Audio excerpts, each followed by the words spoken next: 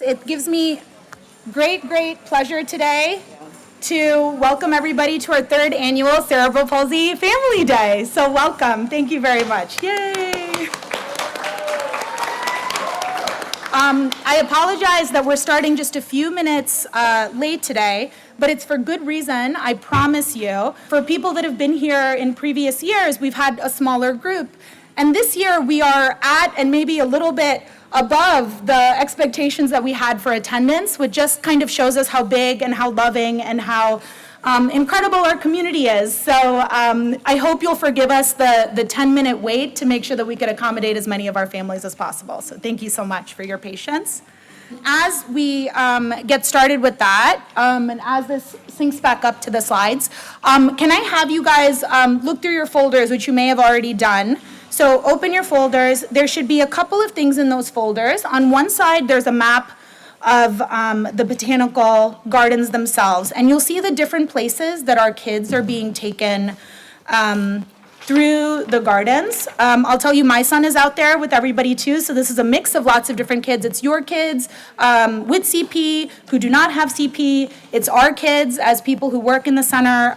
We really want to make sure that our kids understand that the CP community grows and grows and grows and extends beyond people that have CP themselves to the entire St. Louis community at large. On the other side, you'll see a couple of things. One is a rough schedule of events for the day. I know several families were asking what the plan is for being reunited with their children. So when we start, the caregiver, sorry, these are three of my kids here. So when we get started, on this side of programming, it'll be with our caregivers and our older kids with CP, who will be taken through first our panel of experts, of caregivers and adults with CP, who will be talking about life experiences. Then we'll have you split up into resource sessions. And then after you split up into resource sessions, which will be full of lots of really exciting opportunities for you to learn about resources for families in the St. Louis area, in Missouri, and in Illinois, we'll be bringing you back here to be reunited with your kids who have gone through the garden, and there will be box lunches in the back for you all to enjoy together. And we're back. Okay. And this is roughly the course of events, the timeline for the day that we just went through. I just took you very briefly through this learning folder. And I want to talk to you now about goals for the day. I don't know how many people came and weren't quite sure about what to expect for the day. I know that we heard that a lot from families in the first year of the event, that they weren't sure what to expect and they didn't realize that how much this event would be about building community. To us, that is our top goal. Our goal is to foster connections between you all as caregivers, between our kids, between families, and also between our resource providers in the area. We also want to talk about what a lifelong outlook can look like for people with CP. I was talking to some of the panelists when we were prepping for this event a couple days ago that I, as a mom, and seeing families in clinic, I think we're all just trying to get through the day a lot of the time. You're just trying to get to the end of the day, then wake up and restart the day. It can be really hard to think about, what is my kid's life gonna look like when they're 30 or when they're 40? And we're really hoping to start some of those conversations today, or even continue some of those conversations today. And this is a big part of what we're going to be trying to do. Chris Worth, I know, is in the audience. He'll be part of one of our panel leaders. This is a huge part of the work that he does, is to encourage risk-taking. It's really important for all of us as people, and especially, we're including people with CP, to really explore their abilities to the fullest and take risks, which can be scary, but also really important for growth. And it gives you an idea of what a full and long life can look like as a person with CP. So you've heard enough of me talking. Let's talk to our panel. And we're really excited to learn about their life experiences with CP. I'm going to read their bios for you as we go through. So Diane is right there in the middle. Diane is an adult living with CP. She completed her bachelor's in social work from UMSL. She has 35 years of experience as a social worker supporting adults and youth with disabilities. She currently works at Paraquad as a youth and family program manager. She is currently transitioning to retirement, woohoo, to enjoy her hobbies and interests, such as traveling, exercising, tandem bike riding with her husband, swimming, anything outdoors, all with the passion to share a can-do attitude to inspire others with disabilities. And I hope Diane will talk about her book called Can Do that has been written about her experiences, that she's written about her experiences. Next, we'll talk about the Beerlings. They're over here in this corner. Ainsley's dad, Eric, and mom, Jennifer, are enthusiastic advocates for Ainsley, who's there in that very fashionable headband, and others with disabilities. Ainsley is 21 years old. She's a young adult living with CP and other developmental disabilities. Ainsley's CP is related to her primary diagnosis of Pura syndrome, a rare genetic neurological condition impacting many aspects of her life. Last year, Ainsley finished high school and recently moved into an independent supported living apartment and started attending, yay, a community-based day program. She is loving her life as a young adult. Eric participated in the Partners in Policymaking program hosted by the Missouri Developmental Disabilities Council, which is a leadership training program designed for self-advocates and parents of young children with developmental disabilities. He highly recommends the program to any adult with a disability or parent of a child with disability. Eric works as a sales engineer. Jennifer is a past board member of the Pura Syndrome Foundation and a current board member and chair-elect of UCP Heartland, an agency serving children and adults with differing abilities throughout the St. Louis and mid-Missouri area. She works as an executive in healthcare payments. And then at the very end there, we have the Fiorellis. Natalie, who is in the green shirt at the very end, is 18 years old. She was diagnosed with CP secondary to basal ganglia injury. She was adopted from China when she was 15 months old. Sorry, I should have been moving through this. There are the Fiorellis at the end. She will be a senior next year at Columbia, Illinois High School. She plays percussion in the marching band. She plans on going to college. She has not decided where yet, but it'll be local, and she will live at home at least the first couple of years. Julie, 55 years old, mother to a son who is 26, and to Natalie, who has CP and is 18 years old. She's a substitute teacher. And fortunately, due to Natalie's dad's hard work and dedication, she's been able to stay home with Natalie since she was 18 months old as a caregiver. Mitch, 26 years old, who's in the middle, brother to Natalie, who has CP in the process and is in the process of getting his MD PhD to become a pediatric neurologist. Yay, personal bias there, woo! Natalie and Mitch are very close. He will be her long-term caregiver. Can we just give them a round of applause? Thank you so much for being here today. So I'm sure you all have questions, and I know it can be hard to sort of just chime right in and get started. We've talked about this. There is no topic that's off limits, no topic that's taboo. Please do not worry about language that you're using or things that you might say. We're in a safe space here, so please feel free to ask whatever you would like to ask. I will just get started asking some questions, but please feel free to dive in. Just raise your hand, and we'd be happy to prioritize your questions first.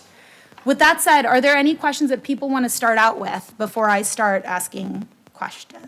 Okay, so Jen, why don't we get started with you? What are your strengths as a caregiver of Ainsley? I would say it's been a journey, as I'm sure all of you are on.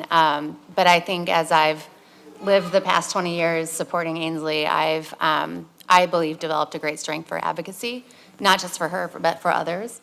And she's also just opened my eyes to what it means to really love and support a person who can't do everything for themselves. And so I think, while I don't have empathy every day, I think I'm mostly a pretty empathetic caregiver as well. But advocacy, I think, is definitely a strength. What do you think, Ains?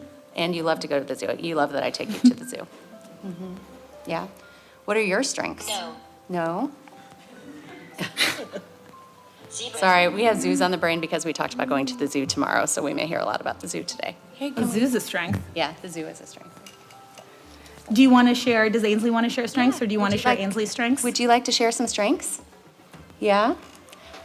I think that some of your best strengths are how friendly you are, and you've never met a stranger. You love to walk up and give people hugs. What do you think? Yeah? Yeah. Ainsley is an amazingly empathetic person. She, I think largely because she struggles to communicate more complexly, she gets her point across a lot very easily non-verbally. I think I have one of the amazing caregivers that work with Ainsley with us, and I think she would agree, even when she can't get the words across in her communication device, she is very persistent in letting you know what she wants. Usually, yes. Usually it involves going somewhere fun, and I think one of her biggest strengths is just the amount of kind of joy and love she brings to the world. She's a very happy person, and nobody can spend time with her and not leave in a better place than where she started. And she loves to go to the park. Yes. Yay. Do you want to say anything else? Do you want to say what is your favorite thing to do? What is your biggest strength? No. No? Okay, That's fine. fair enough. Ainsley knows what she wants. I would say that's a definite strength. And as a recipient of many of Ainsley's hugs, I would say that that's a big strength too. Diane, would you like to go next? Okay. Much like I learned to be patient with other people because of my speech, I have to be willing to listen and to be patient with other people who don't understand me. And number two, I need to be more organized. That's the way to the last minute to do something. Like when I was in college, I needed my paper types. I could not wait until a day before the paper was due to say, Mom, can you type my paper? That was not fair to her. So that teaches me to be organized. Debbie, can you repeat that word, organized? And if you can't understand Diane, just raise your hand and we'll repeat it for you. Diane is absolutely independent her whole life, but I was the only one that could understand her when she was 4 years old, was the first time she could speak. So I am only here to repeat things. And organized, that was the key word, organized. To be organized and patience. Those are the two starters. And then one more thing. I need to learn to think outside of the box. When you are disabled, you need to become creative about doing things like cleaning your house. I cannot clean my house in one day. I need to do it in 2 different stages because I get tired. So I learn to be able to think, how can I get it done without being so fatigued? Thank you. Thanks, Diane. I feel like I need all of those skills, so I appreciate it. I'm going to turn it over to Mitch next, right, to talk about strengths. Hi, everybody. Again, I'm Mitch. I'm Natalie's brother. So growing up with a sibling with CP, it's definitely a different perspective, right? And during that time, I think the biggest strength that I've observed in Natalie is a positive attitude. I mean, she's never complained about being different or being disabled or any of those types of things. It's more, you know, the food's cold, whatever. But but yeah, so I would say a positive attitude. I mean, she's the happiest person I know. She's the happiest person a lot of other people know, and that really rubs off on the people she's around, and it's really a positive aspect of her. So I would say that's her biggest strength. And then also the resilience aspect as well.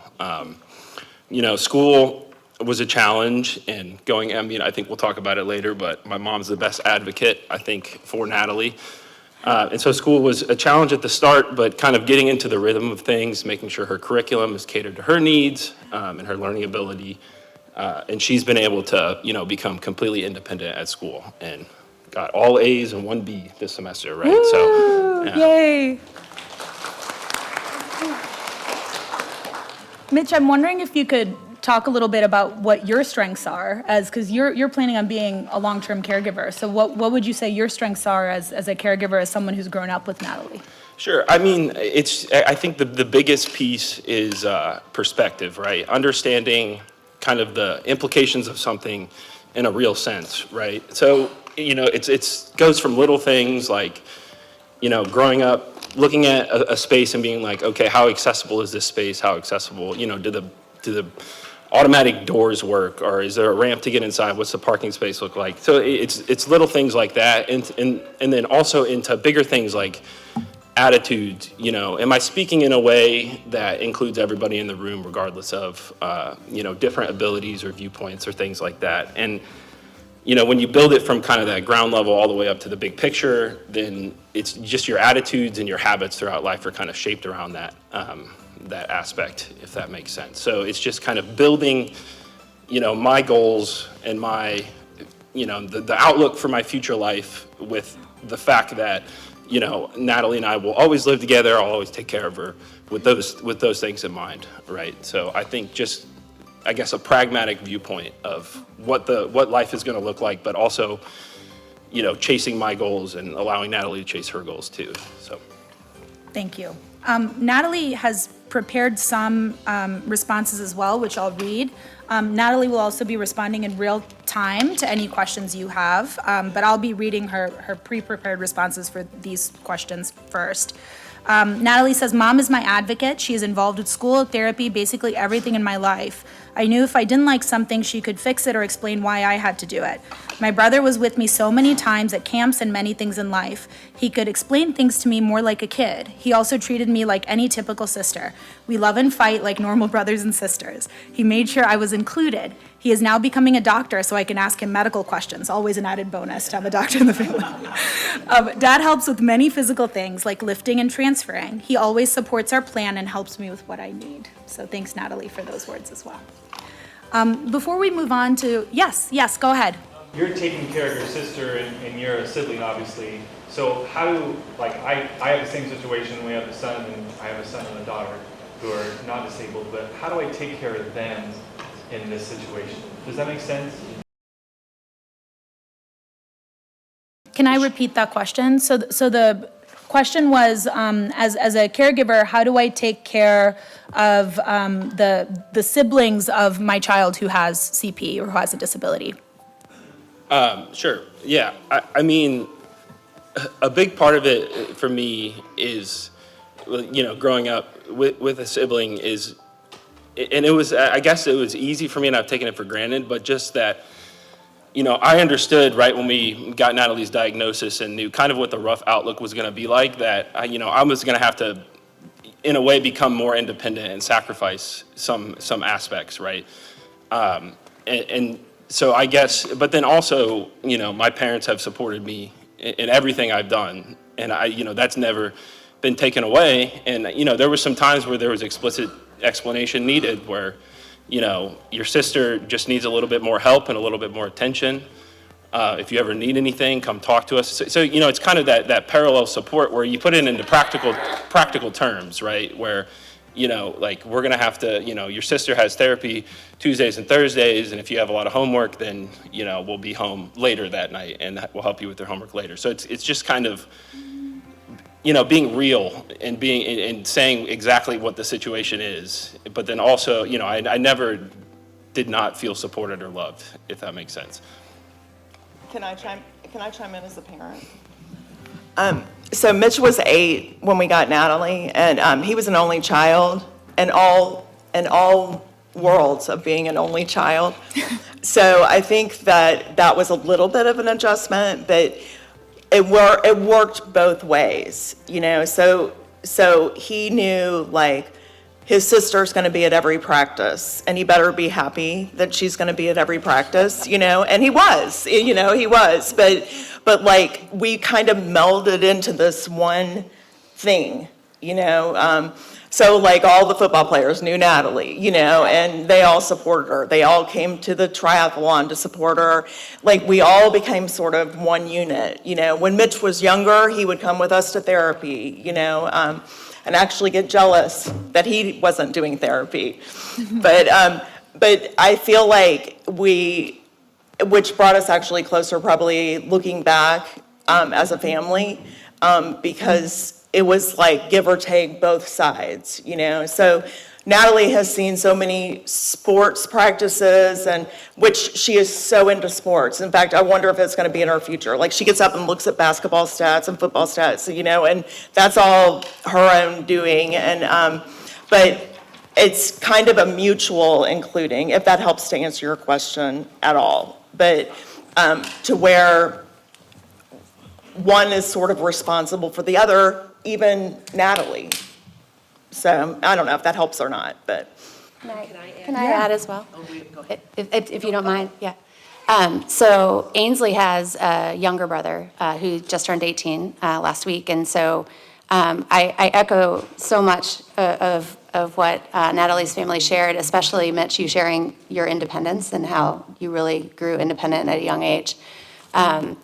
Alex, Ainsley's brother, I would say, developed the same way, largely because he had to, right? We were spending a lot of time. But I would say that the one piece I would also add to that I think worked for our family was to make sure that we were giving him designated, dedicated time too, and that every aspect of his life didn't have to necessarily be kind of built around Ainsley. And that happened for us more as he got older. Probably when they were younger, we did a lot more kind of everyone in the same pot, and we're doing everything together. But then as he got, especially to be a teenager, and he was more active, and he, we were able to, take a active trip with Dad that just Alex and Dad would go do something more active that we didn't have to necessarily plan for accessibility and, or the duration of time that she would spend with something. So I think there is a fine balance in togetherness, but also still trying to find ways to carve out that one-on-one time or one-on-two time in your situation that you can do things that may feel a little bit more to them like they're missing out on. So that's my perspective too. I was the oldest of three, Diane being the youngest. And when we grew up, there was no discussion as to what are we going to do with Diane. There was never that discussion. But for myself, when I got married, I told the man I was going to marry, at the time Diane was 13. If anything happens to my parents, Diane is coming with me. And and my husband, he said, sure, he understood it. There was no question. He supported that because Diane was part of the deal if something happened to my parents. And then, of course, now I'm retired. My brother's 67. He's still working, but he told me recently, I'm not leaving town. My wife wants to move out of the state, but I want to stay here in case Diane needs me. Well, I'm married. My husband's alive. Diane's married. Her husband's alive. But Diane recently announced to me, when your husband's gone and my husband is gone, you're moving in with me because I've got the villa. Your house is too big.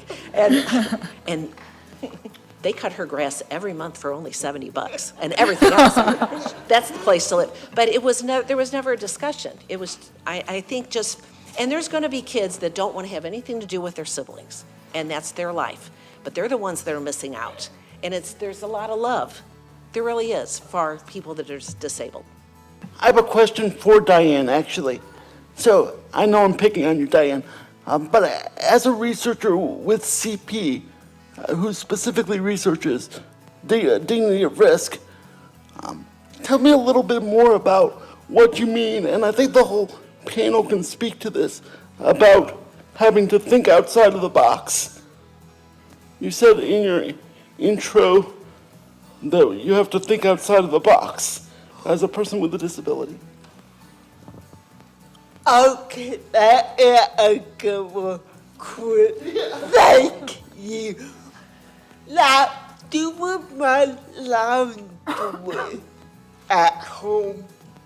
My laundry is down in the basement. I cannot carry it up the stairs. So what I do is I throw it down the stairs and we put a wagon down at the bottom of the steps. Then I pull the wagon to the water and do it. And then I throw everything neatly.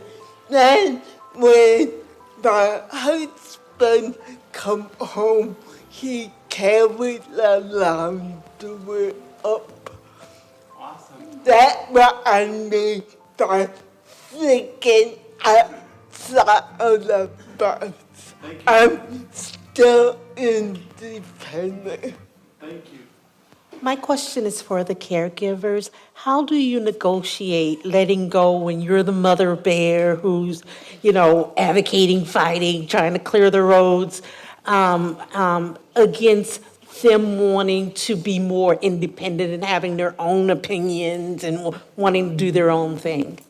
Well, that's funny because probably one of my weaknesses is I probably do too much for her.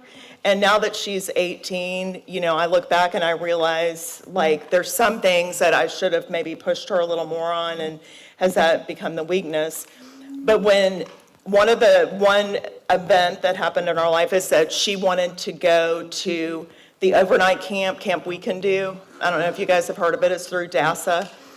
And so, we knew some people there, but as you can see, like Natalie's extremely social, knows a lot of people around here, and but not as many there. And it's an overnight camp, and she was relatively young.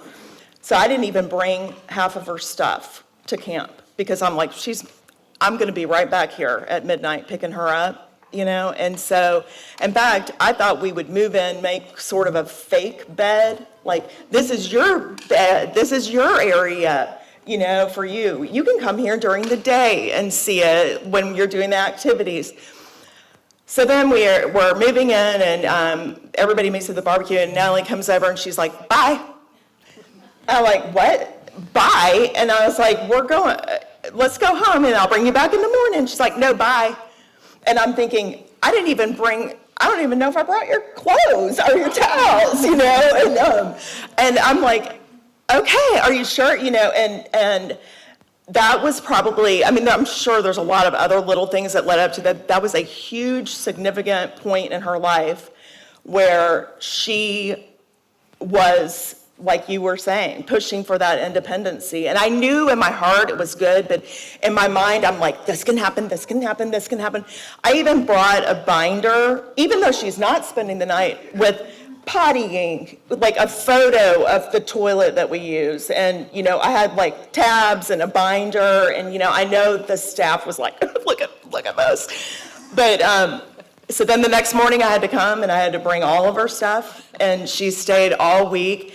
And I had no drugs at home for me, which I wish I did because it was the worst week of my life.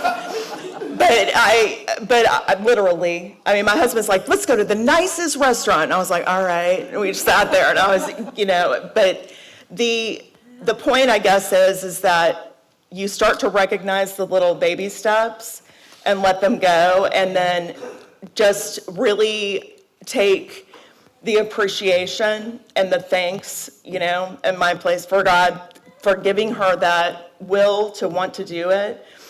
And then just pray. You just have to sit back and think, I've done everything I can. I've made, now I did call a lot that week, and I know that I really bug people, but that's my personality, and that's never gonna stop, right? Because not only that, I've been identified as the squeaky wheel, so I know that they probably have a lot more eyes on my daughter than normal. So behind the scenes, I'm still doing my thing.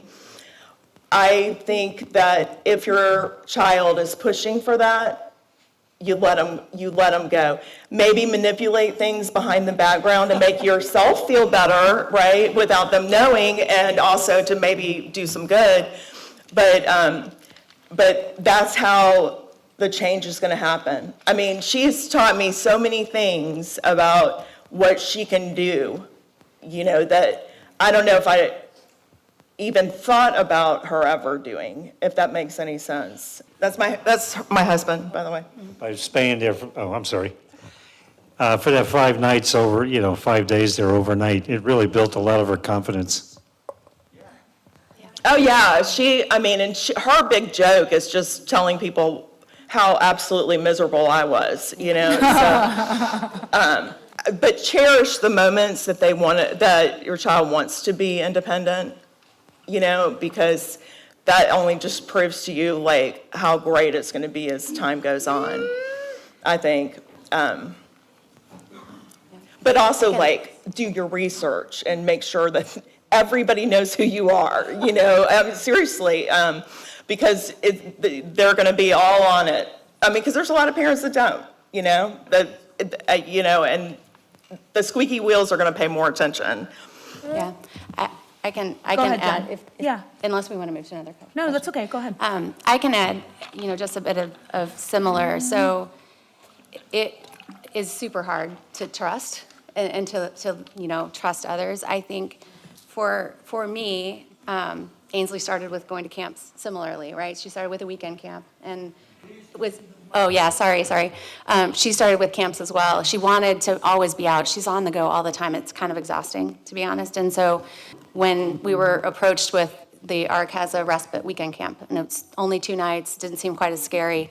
And she was fairly young. She was maybe, Eric, 10 maybe? He says 8, young. And she loved it. She just lit up.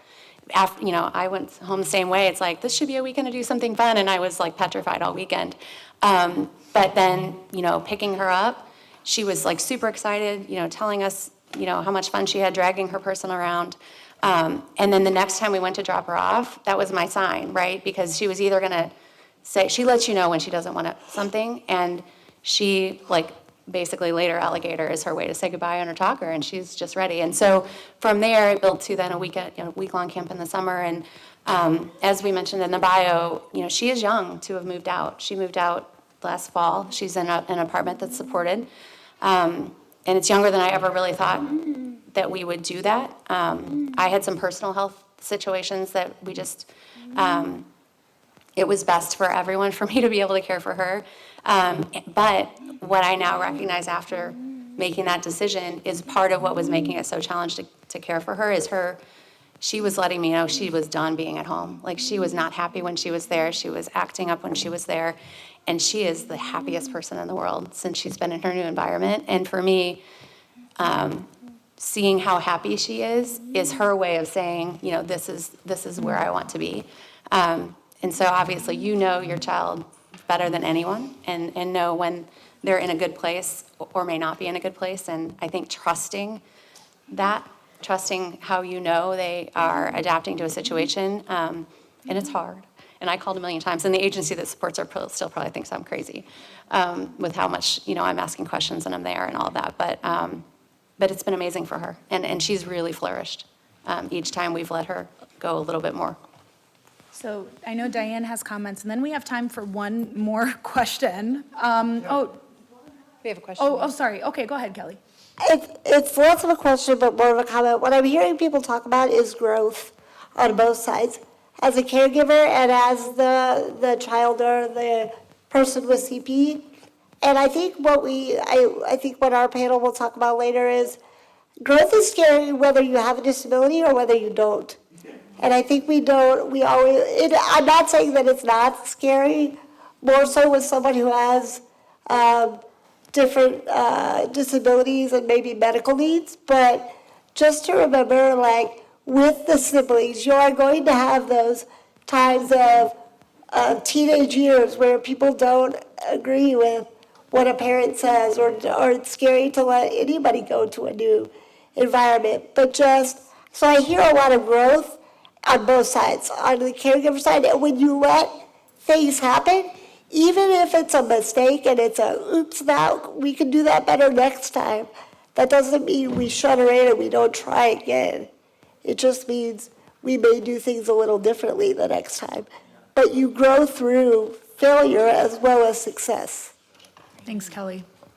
I know, Diane, wants to speak, but I just want to make sure we have time for one more question after that, so just giving people a heads up on time. Go ahead, Diane. It is okay to give yourself a break, and it's okay to allow your child to experiment new things, because that how they build confidence in themselves.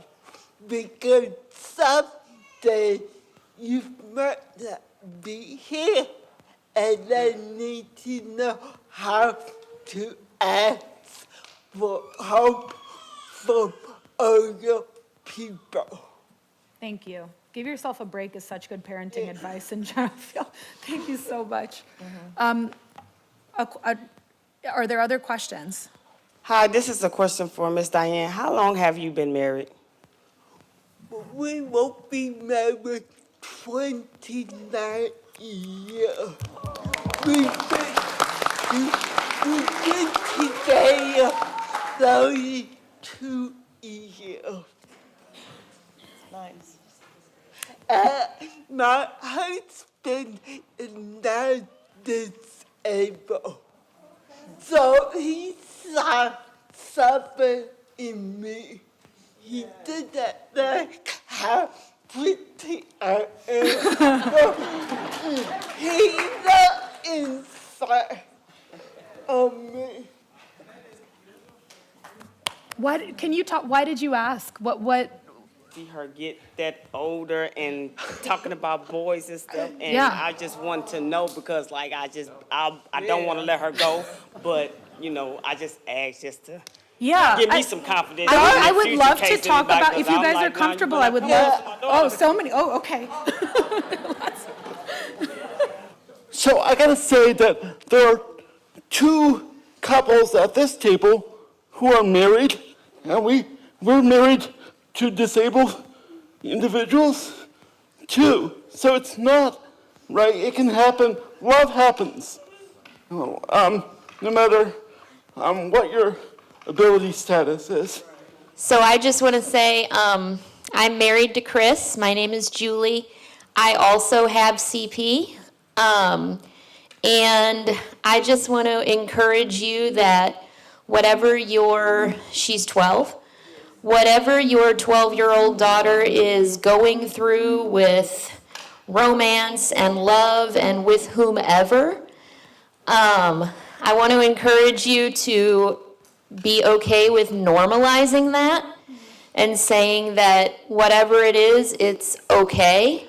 And you can be a support to her in letting her find out what she wants and who she is, and talk really openly with her about, having relationships and what is acceptable treatment regardless of disability, and that's part of growing up. My mom used to always say, I'm not going to stop you from dating or talking to anyone because I know you're going to do it anyway. So just let her do it. Be there to answer her questions and explore and figure it out with you. And know that there are going to be times when she's going to make mistakes and she's going to realize that some situations aren't what she thought they were, and that's all part of the process for able-bodied people as well. And so I think that there is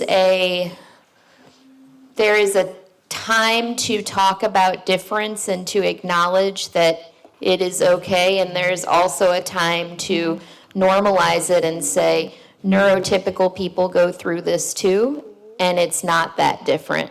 And it's okay to date many people because we don't marry the first man that you date. I also want to say, my name is Kelly. I am married to Ryan, who is right here. We've only been married 6 months, so we're still Newlyweds. We're in the honeymoon phase still, a little bit. But I would just endorse everything that Julie and Chris said, but also to realize, like, I had in my mind that I needed to date and marry an able-bodied person because it would make life easier for me. And I realized how much that train of thought blocked me from seeing other opportunities. And now, in my belief system, thankfully, Ryan is very persistent. And I had other friends that were like, that opened my mind to now what I would say all those other experiences I had, which I did date prior to meeting Ryan. And what I thought those experiences were, some of them were great friendships, some of them were things I had to learn from, but ultimately I got to a wonderful relationship that I never would have thought was going to be what it is. And so, like Julie said, just know that what you went through to find your partner or whatever, your children are going to go through those things too, and be supportive of that. Let them know that heartbreaks happen, unfortunately, but we learn through those things too. And we get confidence from those things, and we get power and courage.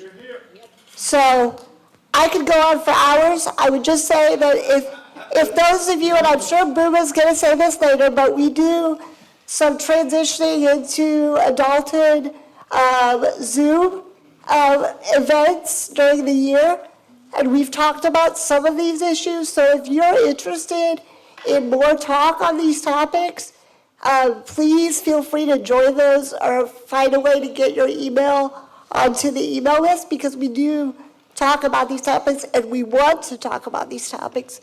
You're not the only ones that are going through all these things. So, so on that topic, so these Zooms happen monthly. We've only been sending these invitations out to people to caregivers and to people with CP 16 years and older. Is this something that you think it's worth us sending out to everybody? And would people who have children younger than 16 like to hear about these events and come to them as well? Okay, so might as well give the information to everybody and see if everybody wants to come. Thank you for that. I wonder, yeah, go ahead, Jen. Maybe just one comment on that. It is never too early to start thinking about transition to adulthood. That has been my biggest experience. Oh, I love it. It's important, so I'm glad that you'll be extending that. Are there other comments from people about dating and, talking about independence and fostering independence and what fostering dating has been like for you guys? I don't have it on dating, but as far as independence and adulthood, so Natalie is 18 and she'll be a senior next year.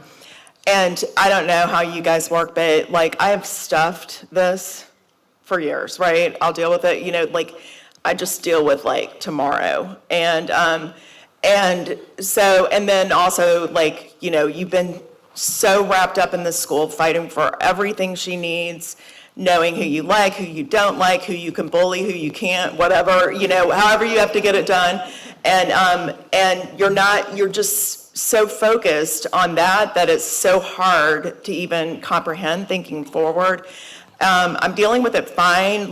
Now I'm starting to work on it. I've got this next year and all this other stuff. But as far as the kids as far as them having a support group and being able to talk and the dating, I kind of feel like in social groups that would come naturally. Obviously, you want to talk about life and what being a grown-up is and everything else.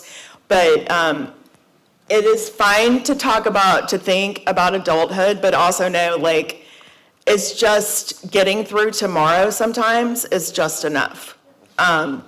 because it's hard. You're exhausted, it's hard. And I'm thinking to myself, what is gonna happen? Like, I'm not gonna be fighting school, like, I'm gonna be doing this. And, and I'm just gonna keep going at it the same way I have.